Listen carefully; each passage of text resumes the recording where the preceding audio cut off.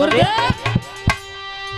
टंगा पे पारी रोए टंगा रे भजन में बाबा बहुत पारो टंगा रे भजन में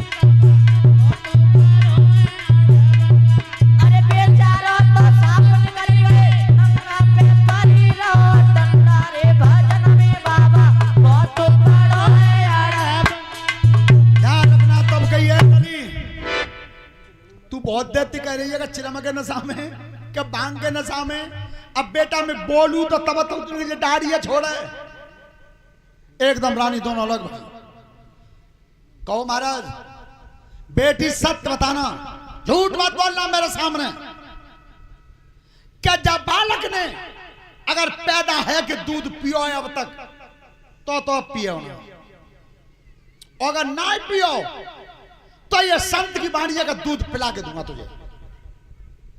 बस सही बोलना झूठ मत बोलना, क्योंकि महात्मा समझ गए थे बाकी शरीर को देख के जा में हड्डी नहीं है केवल मांस है और श्वास चल रही है। सो दोनों ने हाथ जोड़े बाबा जादंती पैदा हुए तादंती जाई के मुंह में देख रहे हैं पर न तो आज रोयो और न जाने करवट बदलो न जी काउलंकू हारो और न जाने दूध पियो। तो चल बेटी चल जा बच्चा को लेके तू दोनों बहन और मेरे आश्रम पर चलो। तो आज अष्टावक्र ऋषि अपने घर पे लाए आश्रम पे 9 महीने तक उस बच्चे को अपने आयुर्वेद से अपने योग की तपस्या से उस बच्चे का इलाज किया और हड्डी का संचार किया भीतर। और जिस समय हड्डी का संचार पूरे शरीर में हो गया था उसी समय बच्चा ने रोना आरंभ कर दिया और दूध पीना शुरू कर दिया। यह है संत की कृपा। जब बच्चे को गोद में हंसता हुआ देख लिया था तब वे दोनों रानी बोली कि बाबा तुम्हारी कृपा ते जे हंसोया कृपा ते जाने दूध पियो है तब नामू तुम ही रख दो जाकर। तो संत ने कहा कि बेटी अब इसे घर ले जाओ, आज के बाद अयोध्या नगर का यही सम्राट बनेगा। और मैंने अष्टावक्र ऋषि ने इस बेटा का अपनी तरफ से नाम भागीरथ रख दिया। बोलिए भागीरथ महाराज की।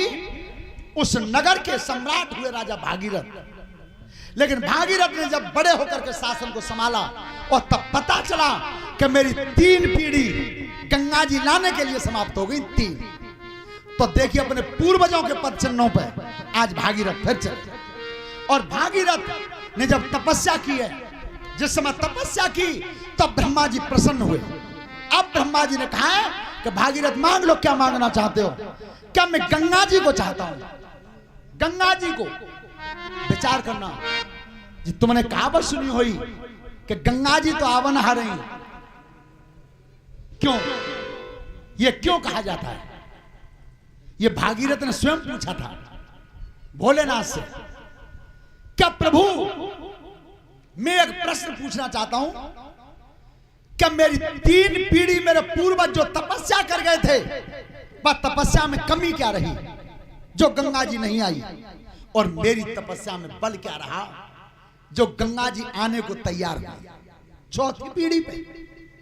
तो भोलेनाथ ने जवाब दिया कि भागीरथ जो तुम्हारे पूर्वज वो संत का अपमान कर गए थे, इतना बड़ा पाप किया था कपिल मुनि का अपमान करके, वो जो पाप बन गया था वो तराजू के पला में वो पाप रहा एक तरफ और एक तरफ 3 पीढ़ी की तपस्या रही। तब तक तखरी बराबर हुई है, तब तराजू बराबर हुआ है। और 4थी पीढ़ी पे तुम्हारी तपस्या के बल से धर्म का पला झुका है और तब गंगा जी आने को तैयार है। सोता बंधु अब ब्रह्मा जी तैयार तो है पर उन्होंने कही कि भागीरथ गंगा जी जब इतने बेग से जाएंगी तो फिर धरती नहीं बचेगी, उन्हें साधेगा कौन? तो तुम शिव जी का भजन करो, शिव जी का भजन करो।